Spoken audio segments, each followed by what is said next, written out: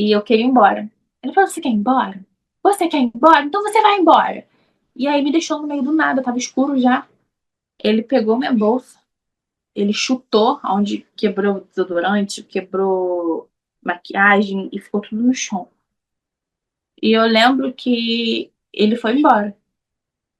E eu fiquei lá no meio do nada, com tudo quebrado, grávida, sem sinal, sem nada, e apareceu um carro na frente para tentar me ajudar. Era um homem, mandando eu entrar no carro porque queria me ajudar. Mas aí logo atrás apareceu uma mulher, que era uma advogada. E ela não vem, me botou dentro do carro e ela falou assim: você quer denunciar?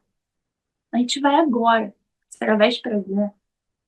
Era véspera de ano novo. A gente vai agora. Eu falei, não. Ele não me bateu.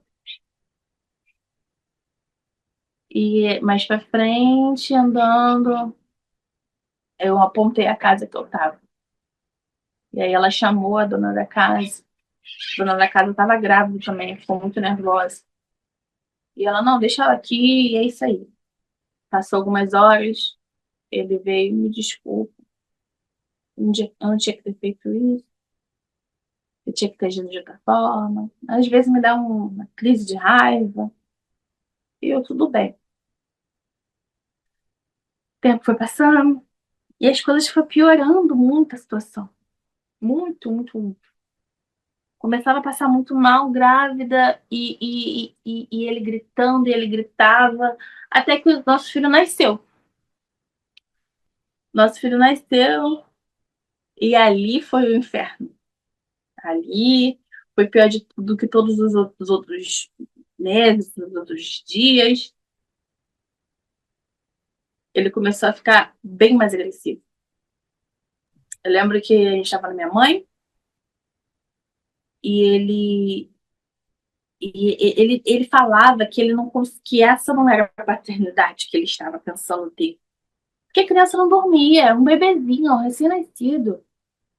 E na cabeça dele, tá errado isso. Não era isso. Não era isso que ele queria pra vida dele. Ele foi embora da minha mãe. Foi embora, me deixou lá com a minha mãe. Depois eu fui pra casa. Quando eu fui pra casa, ele começou todos os dias. Todos os dias estava lá. Até que tudo começou a ficar mais confuso do que já estava. Eu passava e ele falava assim, puta. Aí o quê? O que que tá me xingando? E ele, eu? Não, não falei nada. Eu tava, gente, eu tô louca. Só pode. Porque eu ouvi ele me xingando. Eu não tive resguardo, porque nem isso ele respeitava. Teve um dia, inclusive, que ele tava com nosso filho no colo, com algumas semanas só. Eu tive uma cesárea, primeira cesárea que eu tinha tido. Eu tava doendo muito.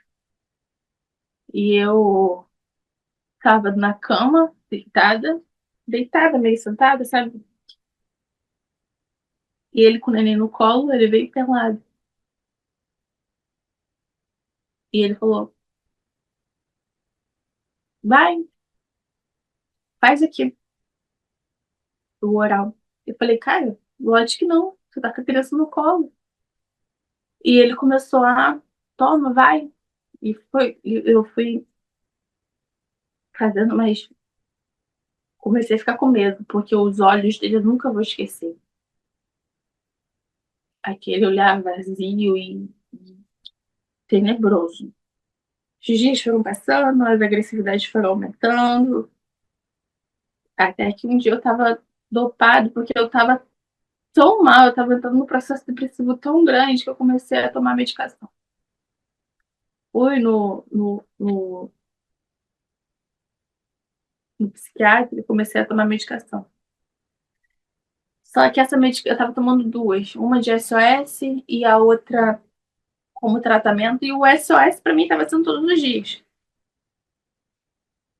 E aí eu lembro que eu tava menstruada, já tinha voltado a menstruar, tava menstruada. E eu tomei esse remédio e eu fiquei muito grogue. Era noite já, eu fiquei muito grogue. Eu não- acho que esse remédio era um deles era pra eu tomar de dia também à noite, deu algum revertério, eu fiquei muito mal. E a única coisa que eu lembro é eu falando assim, não, que eu lembro assim de ter falado. Eu falei, não, eu tô naqueles dias. E ele ignorou, continuou fazendo o que tinha que fazer. Depois eu lembro que eu tava igual um boneco, eu tava tendo noção do que estava acontecendo, mas não tava conseguindo me levantar, eu não tava conseguindo me, sabe, falar mais, eu tava muito mole, mas eu tava consciente. E aí ele me levantou como se fosse uma boneca e colocou o pênis dele todo sujo de sangue na minha boca e ejaculou na minha cara. Isso eu dormi. Quando eu acordei no dia seguinte, eu me olhei no espelho, falei, cara, minha cara tava toda suja. Eu peguei, chamei ele, falei, o que que é isso daqui? E ele, o quê? Minha cara tá suja. E ele, não sei. Falei, cara, eu lembro de tudo. E aí começou, não, me desculpa, nem sei o que aconteceu comigo. E eu já tava confusa, porque, cara, era muita loucura do tipo, me desculpa, eu tô muito confuso, eu te odeio e eu te amo. Tava esse nível. E a gente achava que não dava pra piorar, mas foi piorando. Até que começou os enforcamentos. Como eu falei, eu estava num estado depressivo muito grande, então toda vez eu chorava.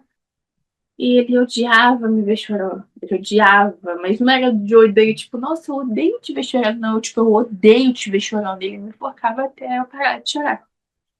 Ele falava, viu, funciona. Só que depois que ele me enforcava, e eu tava, tipo, em estado de choque, ele me abraçava. Ele falava, não, eu tô aqui com você. E eu comecei a cogitar, a denunciar, porque isso não era normal. Mas como que você denuncia? Como você faz sua cabeça entender que aquele cara que tá te enforcando é o cara que te abraça em seguida, falando que te ama, que tá com você?